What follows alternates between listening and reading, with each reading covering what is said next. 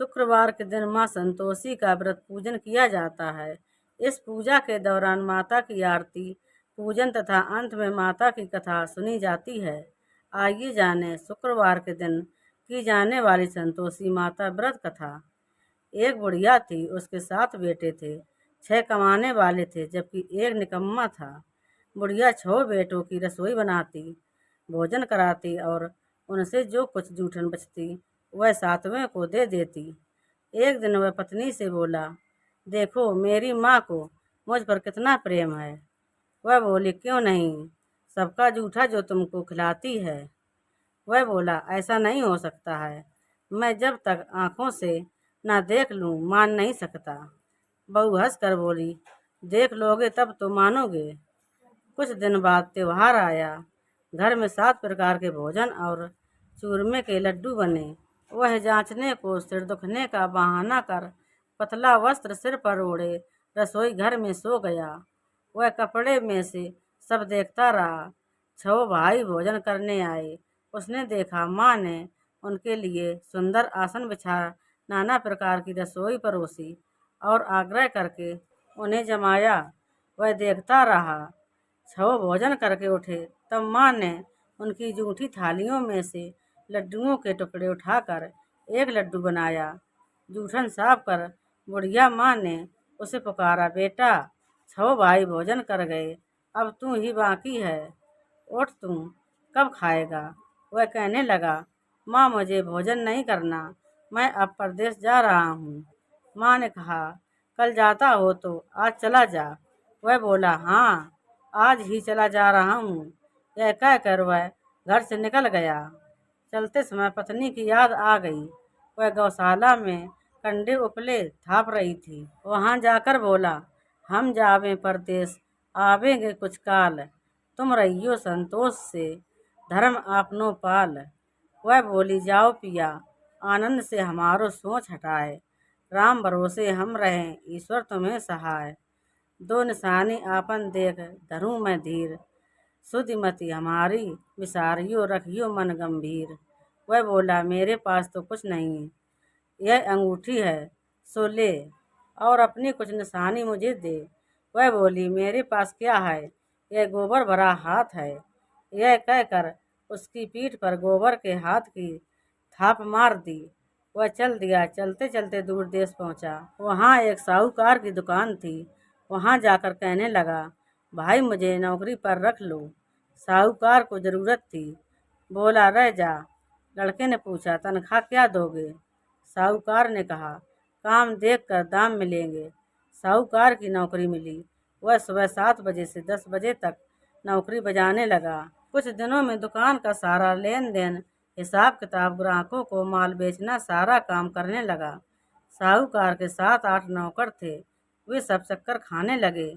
यह तो बहुत होशियार बन गया।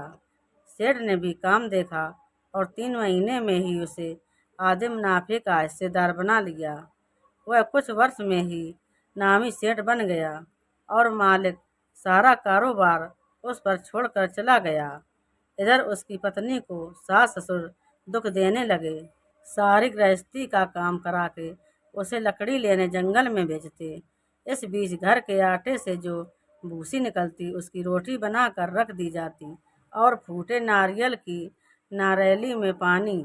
एक दिन वह लड़की लेने जा रही थी। रास्ते में बहुत सी स्त्रियां संतोषी माता का व्रत करती दिखाई दी। वह वहां खड़ी होकर कथा सुनने लगी और पूछा, बहनों तुम किस देवता का व्रत करती हो और उसके करने से क्या फल मिलता है। यदि तुम इस व्रत का विधान मुझे समझा कर कहोगे तो मैं तुम्हारा बड़ा एहसान मानूंगी। तब उनमें से एक स्त्री बोली, सुनो, यह संतोषी माता का व्रत है। इसके करने से निर्धनता, दरिद्रता का नाश होता है और जो कुछ मन में कामना हो सब संतोषी माता की कृपा से पूरी होती है। तब उसने उससे व्रत की विधि पूछी। वह भक्तन स्त्री बोली, सवा आने का गुड़ चना लेना, इच्छा हो तो 5.25 आने का लेना या 1.25 रुपये का भी सहूलियत के अनुसार लाना। बिना परेशानी और श्रद्धा व प्रेम से जितना भी बन पड़े सवाया लेना। प्रत्येक शुक्रवार को निराहार रहकर कथा सुनना, उसके बीच क्रम टूटे नहीं, लगातार नियम पालन करना। सुनने वाला कोई ना मिले तो घी का दीपक जला उसके आगे या जल के पात्र को सामने रख कर कथा कहना। जब कार्य सिद्धि ना हो, नियम का पालन करना और कार्य सिद्धि हो जाने पर व्रत का उद्यापन करना। 3 मास में माता फल पूरा करती है। यदि किसी के ग्रह खोटे भी हों तो भी माता वर्ष भर में कार्य सिद्ध करती है। फल सिद्धि होने पर उद्यापन करना चाहिए, बीच में नहीं। उद्यापन में 2.5 सेर आटे का खाजा तथा इसी परिमाण से खीर तथा चने का साग करना। 8 लड़कों को भोजन कराना। जहाँ तक मिले देवर जेठ भाई बंधु के हों, ना मिले तो रिश्तेदारों और पास पड़ोसियों को बुलाना, उन्हें भोजन करा यथाशक्ति दक्षिणा दे माता का नियम पूरा करना। उस दिन घर में खटाई न खाना। यह सुन बुढ़िया के लड़के की बहू चल दी।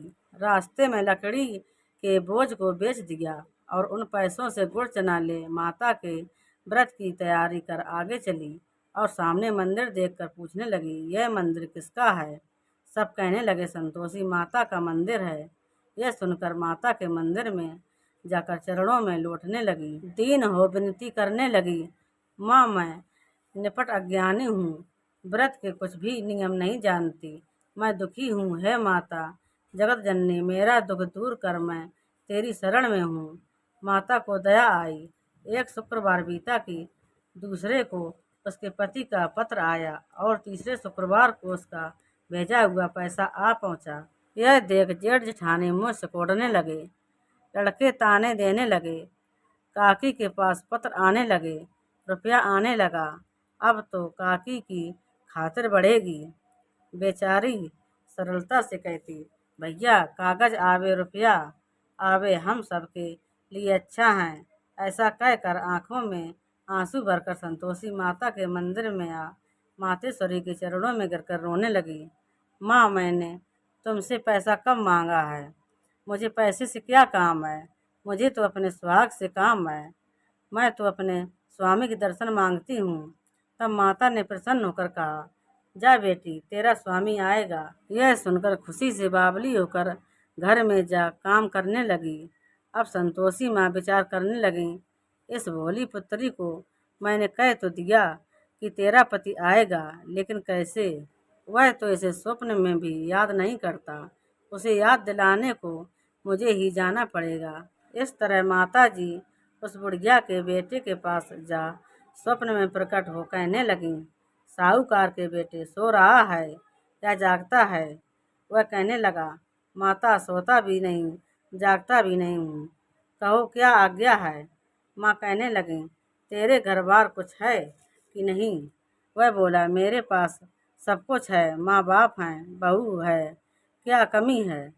माँ बोली, भोले पुत्र तेरी बहू घोर कष्ट उठा रही है, तेरे माँ बाप उसे परेशानी दे रहे हैं, वह तेरे लिए तरस रही है, तू उसकी सुध ले। वह बोला, हाँ माता जी यह तो मालूम है, परंतु जाऊं तो कैसे? परदेश की बात है, लेन देन का कोई हिसाब नहीं, कोई जाने का रास्ता नहीं आता, कैसे चला जाऊं? माँ कहने लगी, मेरी बात मान, सवेरे नहा धोकर संतोषी माता का नाम ले, घी का दीपक जला, दंडवत कर दुकान पर जा बैठे। देखते देखते सारा लेन देन चुक जाएगा, जमा कर माल बिक जाएगा, सांझ होते होते धन का भारी ढेर लग जाएगा। अब बूढ़े की बात मान कर वह नहा धोकर संतोषी माता को दंडवत घी का दीपक जला दुकान पर जा बैठा। थोड़ी देर में देने वाले रुपया लाने लगे, लेने वाले हिसाब लेने लगे। कोठे में भरे सामान के खरीदार नगद दाम दे सौदा करने लगे। शाम तक धन का भारी ढेर लग गया। मन में माता का नाम ले चमत्कार देख प्रसन्न हो घर ले जाने के वास्ते गहना कपड़ा सामान खरीदने लगा। यहाँ काम से निपट तुरंत घर को रवाना हुआ। उधर उसकी पत्नी जंगल में लकड़ी लेने जाती है। लौटते वक्त माता जी के मंदिर में विश्राम करती। वह तो उसके प्रतिदिन रुकने का जो स्थान ठहरा। धूल उड़ती देख वह माता से पूछने लगी, हे माता यह धूल कैसे उड़ रही है? माता कहती हैं, हे पुत्री तेरा पति आ रहा है, अब तू ऐसा कर, लकड़ियों के 3 बोझ बना ले, एक नदी किनारे रख और दूसरा मेरे मंदिर पर व तीसरा अपने सिर पर। तेरे पति को लकड़ियों का गट्ठर देख मोह पैदा होगा, वह यहाँ रुकेगा, नाश्ता पानी खाकर माँ से मिलने जाएगा। तब तू लकड़ियों का बोझ उठाकर जाना और चौक में गट्ठर डालकर जोर से आवाज़ लगाना, लो सासू जी लकड़ियों का गट्ठर लो, भूसी की रोटी दो, नारियल के खपड़े में पानी दो, आज मेहमान कौन आया है। माता जी से बहुत अच्छा कहकर वह प्रसन्न मन से लकड़ियों के 3 गट्ठर बनाई, एक नदी के किनारे पर और एक माता जी के मंदिर पर रखा। इतने में मुसाफिर आ पहुंचा। सूखी लकड़ी देख उसकी इच्छा उत्पन्न हुई कि हम यहीं पर विश्राम करें और भोजन बनाकर खा पी कर गाँव जाएं। इसी तरह रुक कर भोजन बना विश्राम करके गांव को गया, सबसे प्रेम से मिला। उसी समय सिर पर लकड़ी का गट्ठर लिए वह उतावली सी आती है, लकड़ियों का भारी बोझ आंगन में डालकर जोर से 3 आवाज़ देती है, लो सासू जी लकड़ियों का गट्ठर लो, भूसी की रोटी दो, आज मेहमान कौन आया है। यह सुनकर उसकी सास बाहर आकर अपने दिए हुए कष्टों को भुलाने हेतु कहती है, बहू ऐसा क्यों कहती है, तेरा मालिक ही तो आया है, आ बैठ, मीठा भात खा, भोजन कर, कपड़े गहने पहन। उसकी आवाज़ सुनकर उसका पति बाहर आता है, अंगूठी देख व्याकुल हो जाता है। माँ से पूछता है, माँ यह कौन है। माँ बोली, बेटा यह तेरी बहू है, जब से तू गया है तब से सारे गांव में भटकती फिरती है, घर का काम काज कुछ करती नहीं, 4 पैर आकर खा जाती है। वह बोला, ठीक है माँ, मैंने इसे भी देखा और तुम्हें भी, अब दूसरे घर की चाबी दो, उसमें रहूँगा। माँ बोली, ठीक है, जैसी तेरी मर्जी। तब वह दूसरे मकान की तीसरी मंजिल का कमरा खोला, सारा सामान जमाया। एक दिन में राजा के महल जैसा ठाट बाट बन गया। अब क्या था, बहू सुख भोगने लगी। इतने में शुक्रवार आया। शुक्रवार व्रत के उद्यापन में हुई भूल, किया खटाई का इस्तेमाल। उसने पति से कहा, मुझे संतोषी माता के व्रत का उद्यापन करना है। पति बोला, खुशी से कर लो। वह उद्यापन की तैयारी करने लगी। जेठानी के लड़कों को भोजन के लिए कहने गई। उन्होंने मंजूर किया, परंतु पीछे से जेठानी ने अपने बच्चों को सिखाया, देखो भोजन के समय खटाई मांगना, जिससे उसका उद्यापन पूरा ना हो। लड़के जीवने आए, खीर खाना पेट भर खाया, परंतु बाद में खाते ही कहने लगे, हमें खटाई दो, खीर खाना हमको नहीं भाता, देखकर अरुचि होती है। वह कहने लगी, भाई खटाई किसी को नहीं दी जाएगी, यह तो संतोषी माता का प्रसाद है। लड़के उठ खड़े हुए, बोले, पैसा लाओ। भोली बहू कुछ जानती नहीं थी, उन्हें पैसा दे दिए। लड़के उसी समय हट करके इमली खटाई ले खाने लगे। यह देखकर बहू पर माता जी ने कोप किया। राजा के दूत उसके पति को पकड़कर ले गए।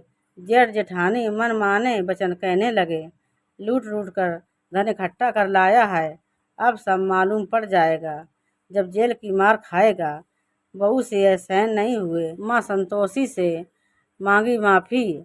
रोती हुई माता जी के मंदिर गई, कहने लगी, हे माता, तुमने क्या किया। हंसा कर अब भक्तों को रुलाने लगी। माता बोली, बेटी तूने उद्यापन करके मेरा व्रत भंग किया है। वह कहने लगी, माता मैंने कुछ अपराध किया है, मैंने तो भूल से लड़कों को पैसे दे दिए थे, मुझे क्षमा करो, मैं फिर तुम्हारा उद्यापन करूँगी। माँ बोली, अब भूल मत करना। वह कहती है, अब भूल नहीं होगी, अब बतलाओ वे कैसे आवेंगे। माँ बोली, जा पुत्री, तेरा पति तुझे रास्ते में आता मिलेगा। वह निकली रात में, पति आता मिला। वह पूछी, कहाँ गए थे। वह कहने लगा, इतना धन जो कमाया है उसका टैक्स राजा ने मांगा था, वह भरने गया था। वह प्रसन्न हो बोली, भला हुआ, अब घर को चलो। कुछ दिन बाद फिर शुक्रवार आया, फिर किया व्रत का उद्यापन। वह बोली, मुझे फिर माता का उद्यापन करना है। पति ने कहा, करो। बहू फिर जेठ के लड़कों को भोजन को कहने गई। जेठानी ने 1-2 बातें सुनाई और सब लड़कों को सिखाने लगी। तुम सब लोग पहले ही खटाई मांगना। लड़के भोजन से पहले कहने लगे, हमें खीर नहीं खानी, हमारा जी बिगड़ता है, कुछ खटाई खाने को दो। वह बोली, खटाई किसी को नहीं मिलेगी, आना हो तो आओ। वह ब्राह्मण के लड़के लाकर भोजन कराने लगी। यथाशक्ति दक्षिणा की जगह एक एक फल उन्हें दिया। संतोषी माता प्रसन्न हुई। माता की कृपा होते ही 9वें मास में उसके चंद्रमा के समान सुंदर पुत्र प्राप्त हुआ। पुत्र को पाकर प्रतिदिन माता जी के मंदिर को जाने लगी। माँ ने सोचा, यह रोज आती है, आज क्यों ना इसके घर चलूं। यह विचार कर माता ने भयानक रूप बनाया। गुड़ चने से सना मुख, ऊपर सूंड के समान होंठ, उस पर मक्खियां भिन भिन कर रही थीं। देहली पर पैर रखते ही उसकी सास चिल्लाई, देखो रे, कोई चुड़ैल डाकिन चली आ रही है, लड़कों इसे भगाओ, नहीं तो किसी को खा जाएगी। लड़के भगाने लगे, चिल्लाकर खिड़की बंद करने लगे। बहू रोशनदान में से देख रही थी, फिर सन्नता से पगली बल चिल्लाने लगी, आज मेरी माता जी मेरे घर आई हैं, वह बच्चे को दूध पीने से हटाती है। इतने में सास का क्रोध फट पड़ा। वह बोली, क्या उतावली हुई है, बच्चे को पटक दिया। इतने में माँ के प्रताप से लड़के नजर आने लगे। वह बोली, माँ, मैं जिसका व्रत करती हूँ ये संतोषी माता हैं। सबने माता जी के चरण पकड़ लिए और विनती कर कहने लगे, हे माता, हम मूर्ख हैं, अज्ञानी हैं, तुम्हारे व्रत की विधि हम नहीं जानते, व्रत भंग कर हमने बड़ा अपराध किया है, जग माता आप हमारा अपराध क्षमा करो। इस प्रकार माता प्रसन्न हुई। बहू को प्रसन्न हो, जैसा फल दिया वैसा माता सबको दे, जो पढ़े उसका मनोरथ पूर्ण हो। बोलो संतोषी माता की जय। तो दोस्तों, अगर आप हमारे चैनल पर नए हो तो प्लीज़ हमारे वीडियो को लाइक करें और चैनल को सब्सक्राइब करें। धन्यवाद।